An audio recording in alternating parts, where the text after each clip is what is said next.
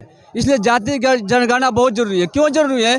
क्योंकि दिखाया जाता है केवल 15% लोग 85% पे राज कर रहे हैं। बड़े बड़े कॉलेज यूनिवर्सिटी में बड़े बड़े बिजनेसमैन कौन है? 15% के लोग ही हैं। 85% कोई ना कोई कॉलेज में प्रोफेसर है, न कोई हाई कोर्ट का जज है, न कोई सुप्रीम कोर्ट का जज है, कोई नहीं है। देश के आंकड़े कर दिए जब पूरे देश में जातिगत जनगणना और आबादी निकल कर आ जाए, तो जिन 15% की आप बात कर रहे हैं तो क्या होगा? फिर उनसे चीजें लेकर के उन लोगों में डिस्ट्रीब्यूट करनी पड़ेगी, बांटनी पड़ेगी, क्या करना पड़ेगा? बिल्कुल डिस्ट्रीब्यूट किस लिए किया जाएगा कि मान लीजिए गांव की ही बात लीजिए, गांव में सवर्णों का कम से कम 500 बीघा 1,000 बीघा खेत है।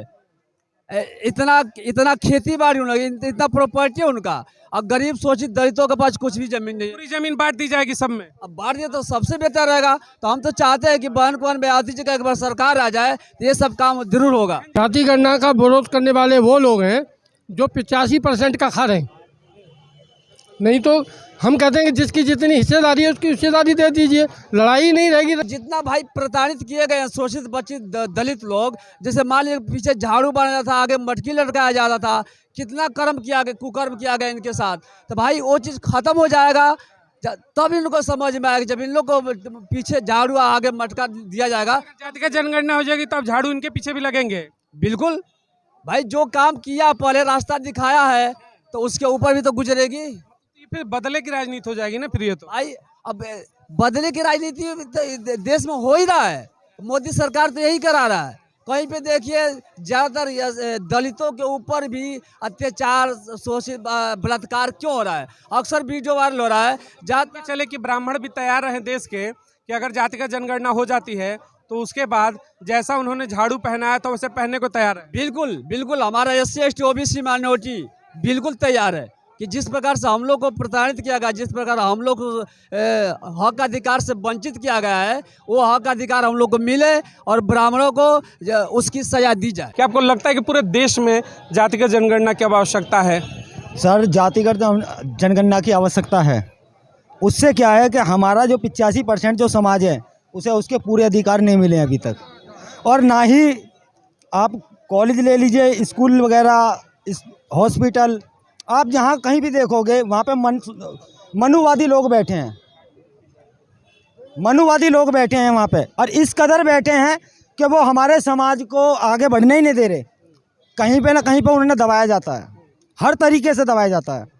आप कहीं पे भी चले जाए, जज कलेक्टर कोई भी ले लीजिए, उसमें सबसे कम हमारे 85% समाज के लोग हैं। बिहार में जिस तरीके से जनगणना को लेकर के तमाम जो आंकड़े पेश किए गए उसको देखकर क्या लगता है कि अब बिहार की शायद स्थिति बेहतर होगी? सर, बेहतर तो होनी चाहिए। जिस तरीके से जनगणना हुई है उस तरीके से तो बेहतर होना चाहिए। बिहार में जिस तरीके से जातिगत जनगणना का डिस्क्लोज किया गया 2 अक्टूबर को, अब पूरे देश में कहीं ना कहीं चीज़ों को लेकर चर्चा है कि पूरे देश में जातिगत जनगणना की जाए। इन चीज़ों को लेकर क्या कहेंगे आप लोग? जातिगणना जनगणना होनी बहुत ज़रूरी थी, जो सबसे पहले अभी बिहार में हुआ है।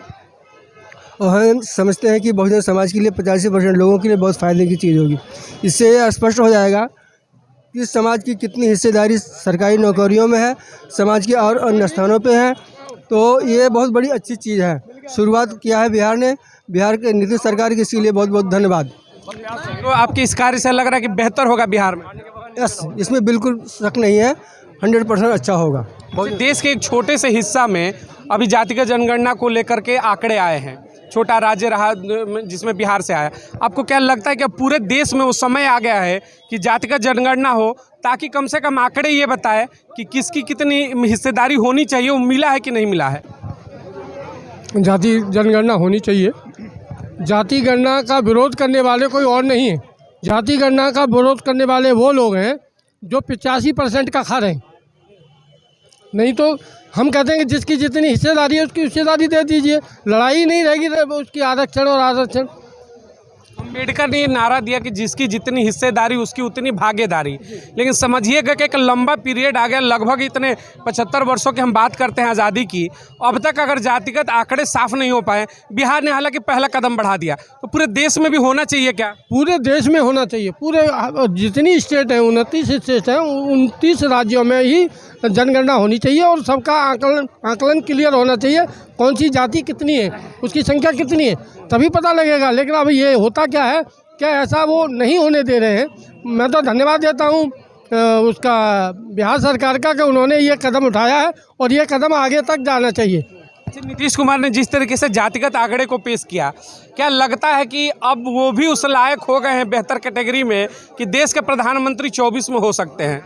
देखिए ये तो सत्ता की बात है और ये जो आज लड़ाई है ये वोट की नहीं है, ईवीएम की है।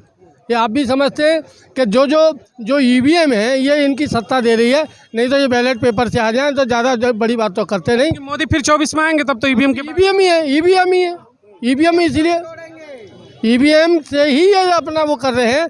और लेकिन ईवीएम की जो खासियत है वो ज़्यादातर लोगों को पता नहीं। सर, आप किस तरीके से देखते हैं जातिगत जनगणना जिस तरीके से आया बिहार में, क्या देश में भी आना चाहिए? मांग होगी क्या? बिल्कुल, पूरे देश में मांग होनी चाहिए और ये जनगणना जो बिहार सरकार ने किया है बहुत अच्छा किया है और पूरे देश को, प्रधानमंत्री को ये कहना चाहिए पूरे देश में जाति जनगणना होनी चाहिए, ये बहुत ही ज़रूरी है।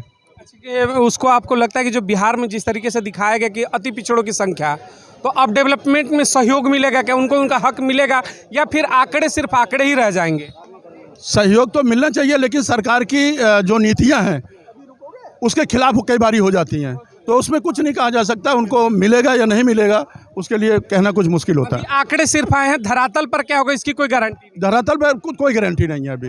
जी, क्या कहेंगे सर, धरातल पर ये चीज़ें इम्प्लीमेंट होंगी क्या? अति पिछड़ों की संख्या बहुत ज़्यादा है बिहार में, तो क्या वाकई में हक मिलेगा, फिर आंकड़े देकर ही संतुष्ट हो जाएंगे? आपको आज की बात को देख के 1990-91 में ले जाता हूँ, जब मंडल आयोग लागू हो रहा था। और मंडल आयोग लागू करने के लिए बहुजन समाज पार्टी के मुखिया ने वो करके लागू करा दिया, लेकिन 27% दिया। आज तक वो 27% लोगों को नहीं दिया गया, वो धरातल पर आया ही नहीं, वो पेपरों में ही रह गया। उसके लिए संघर्ष भी नहीं किया ओबीसी ने, करना चाहिए। तो यही सवाल बनता है कि देखिए, जातिगत आंकड़े तो पेश हो गए, मिठाइयाँ भी बटी, लेकिन क्या वाकई में जो रिपोर्ट है वो धरातल पर कभी लागू हो पाएगा? अति पिछड़े जिस तरीके से संख्या बिहार में दिखाई गई, हुकूमत भी मिलेगा क्या उनको, उनका हक भी मिलेगा, या फिर आंकड़े आंकड़े ही रह जाएंगे? देखिए क्या है, सत्ता के अंदर मनुवादी लोग बैठे हुए हैं और आज हर संस्थान के अंदर, हर बड़ी संस्थान के अंदर आरएसएस के लोग बैठ गए हैं और वो सब कुछ मैनिपुलेट कर चल रहे हैं।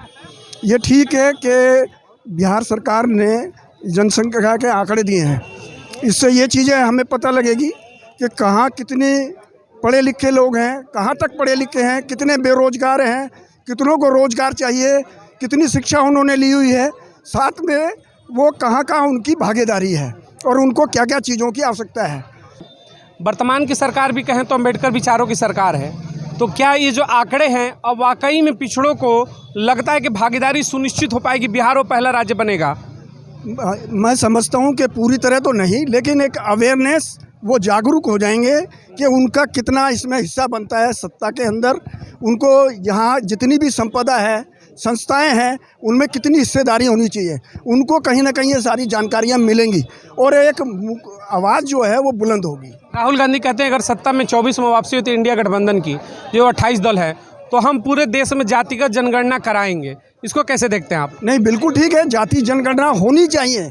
आज पूरी संस्थाओं के अंदर 15% लोगों ने कब्जा कर रखा है और 85% जो है वो ना उनको कहीं सही तरह खाने के लिए है, ना उनकी सही शिक्षा है, ना वो रोज़गार के अंदर है और एक गरीबी की ज़िंदगी जी रहे हैं। और जो 15% लोग हैं वो आप जुडिशरी से लेके नीचे तक जितनी भी बड़ी बड़ी संस्थाएं हैं उन पर सब कब्जा करके बैठे हुए हैं। बदलाव का समय, बदलाव का समय है। क्या लगता है सर कि बदलाव का समय, जिस तरीके से जातिगत जनगणना बिहार में डिस्क्लोज किया गया, तो क्या देश में भी अब समय आ गया है कि जो 85% आबादी है उनके एक्चुअल आबादी के लिए जनगणना देश में पूरी हो जातिगत? हाँ, देश में पूरी जातिगत जनगणना होनी चाहिए, क्योंकि ये तो राज्य की सरकार की थी, बिहार सरकार ने किया है अपना।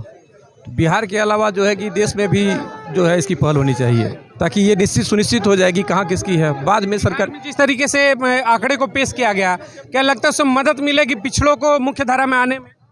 हाँ, स्वाभाविक मिलेगी ही, लेकिन संभावना ये है कि चूँकि अभी तो इनिशियल है, अभी इनिशियल स्टेज पे है, धीरे धीरे अवेयरनेस आएगी, फिर मांग बढ़ेगी, क्योंकि इतनी आसानी से तो मिलेगी नहीं। जिस तरीके से जब आरक्षण लागू हो तो कहा गया कि इससे मुख्य धारा में पिछड़े समाज के लोग आएंगे, लेकिन वर्तमान में अगर हकीकत देखेंगे तो अभी भी उस तरीके का आमूलचूल परिवर्तन नहीं है। बहुत समाज अभी भी उसी पायदान पर खड़ा है। तो क्या लगता है कि जातिगत जनगणना जो है ये अब मुख्य धारा में ला सकता है क्या? नहीं, जातिगत जो ये जनगणना है ये पूरी तरह मुख्य धारा में तो ला नहीं सकता है, लेकिन संभावना ये है कि इनिशियल स्टेज पर अगर अवेयरनेस होती है तो धीरे धीरे जो है ना कि मांग बढ़ेगी, थोड़ा बेहतर होगा। पहले क्या कहेंगे बिहार में जिस तरीके से जातिगत जनगणना का डिस्क्लोज किया गया, पूरे देश में अब मांग उठी है कि जिसकी जितनी हिस्सेदारी उसकी उतनी भागीदारी, होगा क्या? पहले आपके चैनल के माध्यम से बता दूं कि मेरा नाम वीरेंद्र भारती है। मैं जिला सचिव युवा शक्ति दल का हूं और जिला गाजीपुर उत्तर प्रदेश से यहाँ पे आया हूं डॉक्टर रितु सिंह जी के प्रोटेस्ट में। तो जो आप बता रहे हैं तो हम तो चाहते हैं कि हर एक स्टेट में जातिगत जनगणना होना चाहिए, केवल बिहार में ही क्यों, उत्तर प्रदेश, मध्य प्रदेश, राजस्थान, हर एक स्टेट में होना चाहिए। जातिगत जो जनगणना हो रही है भारत में तो पूरे प्रदेश में होना चाहिए। ये बहुत अच्छा संदेश है भारत के लिए। मोदी से उम्मीद करेंगे कि मोदी पूरे देश में जातिगत जनगणना कराएं या फिर सरकारें बदलेंगी तभी हो पाएगा? हाँ, जब नहीं सरकारें रहते हुए भी बिहार में तो जातिगत जनगणना हो ही रहा है। मोदी सरकार रोकने की कोशिश भी करे फिर भी तो जनगणना हो ही रहा है। पूरे देश में होना चाहिए, पूरे देश में होना चाहिए। राहुल गांधी कहते हैं कि अगर हमारी सत्ता आती है तो हम पूरे देश में जातिगत जनगणना कराएंगे। तो राहुल गांधी सही कह रहे हैं, होना चाहिए, होना चाहिए। इससे दलितों को लगता है कि उनका हक मिलेगा। हाँ, इसमें दलित, शोषित, वंचित, माइनॉरिटी जितने समाज के लोग हैं, पिछड़े लोग हैं, इनको सबको हक अधिकार मिलेगा इसमें। इसलिए जातिगत जनगणना बहुत जरूरी है। क्यों जरूरी है? क्योंकि दिखाया जाता है केवल 15% लोग 85% पे राज कर रहे हैं। बड़े बड़े कॉलेज यूनिवर्सिटी में बड़े बड़े बिजनेसमैन कौन है? 15% के लोग ही हैं। 85% कोई कॉलेज में प्रोफेसर है, न कोई हाई कोर्ट का जज है, न कोई सुप्रीम कोर्ट का जज है, कोई नहीं है। देश के आंकड़े कर दिए जब पूरे देश में जातिगत जनगणना और आबादी निकल कर आ जाए तो जिन 15% की आप बात कर रहे हैं तो क्या होगा? फिर उनसे चीजें लेकर के उन लोगों में डिस्ट्रीब्यूट करनी पड़ेगी, बांटनी पड़ेगी, क्या करना पड़ेगा? बिल्कुल डिस्ट्रीब्यूट इसलिए किया जाएगा कि मान लीजिए गांव की ही बात लीजिए, गांव में सवर्णों का कम से कम 500 बीघा 1,000 बीघा खेत है। इतना खेती बाड़ी इतना प्रॉपर्टी है उनका। अब गरीब शोषित दलितों के पास कुछ भी जमीन नहीं है। पूरी जमीन बांट दी जाएगी सब में। अब बांट दिए तो सबसे बेहतर रहेगा। तो हम तो चाहते हैं कि बहन कुंवर बयाती जी का एक बार सरकार आ जाए तो ये सब काम जरूर होगा। जी भी मांग करती थी कि जातिगत जनगणना होनी चाहिए ताकि ये पता चले देश में आबादी कितनी है पिछड़ों की। तो क्या लगता है कि 24 में सत्ता में उनकी वापसी होगी और उसके बाद देश में गणना होगी? बिल्कुल, हम चाहते हैं कि बहन कुंवर बयाती जी 2024 में प्रधानमंत्री बने और हमारा सभी SC ST OBC माइनॉरिटी के लोग साथ दें उनका। यदि ये समझ लीजिए SC ST OBC माइनॉरिटी के लोग यदि साथ दे दिए तो बहन कुंवर बयाती जी को प्रधानमंत्री बनने से कोई नहीं रोक सकता है। उसके बाद जातिगत जनगणना, हाँ, उसके वजह से जातिगत जनगणना भी हो जाएगी और जो 15% राज कर रहे हैं शोषित दलित वंचितों पर, ये राज नहीं कर पाएंगे। वो फिर से अपनी पुरानी जगहों पर लौट जाएंगे, अपनी पुरानी जगहों पर लौट जाए। हुकूमत बहुजन की हुकूमत होगी। हाँ, जो पहले उनका जितना भाई प्रताड़ित किए गए हैं शोषित वंचित दलित लोग, जैसे मान लीजिए पीछे झाड़ू बनाया था, आगे मटकी लटकाया जाता था, कितना कर्म किया गया, कुकर्म किया गया इनके साथ। तो भाई वो चीज़ खत्म हो जाएगा तब इनको समझ में आएगा। जब इन लोग को पीछे झाड़ू आगे मटका दिया जाएगा, जातिगत जनगणना हो जाएगी तो अब झाड़ू इनके पीछे भी लगेंगे। बिल्कुल भाई, जो काम किया पहले रास्ता दिखाया है तो उसके ऊपर भी तो गुजरेगी। फिर बदले की राजनीति हो जाएगी ना फिर ये तो। भाई अब बदले की राजनीति देश में हो ही रहा है। मोदी सरकार तो यही करा रहा है। कहीं पे देखिए ज़्यादातर दलितों के ऊपर भी अत्याचार, शोषित, बलात्कार क्यों हो रहा है? अक्सर वीडियो वायरल हो रहा है। जात चले कि ब्राह्मण भी तैयार रहे देश के कि अगर जातिगत जनगणना हो जाती है तो उसके बाद जैसा उन्होंने झाड़ू पहनाया तो वैसे पहनने को तैयार है। बिल्कुल बिल्कुल, हमारा SC ST OBC माइनॉरिटी बिल्कुल तैयार है कि जिस प्रकार से हम लोग को प्रताड़ित किया गया, जिस प्रकार हम लोग को हक अधिकार से वंचित किया गया है, वो हक अधिकार हम लोग को मिले और ब्राह्मणों को उसकी सजा दी जाए।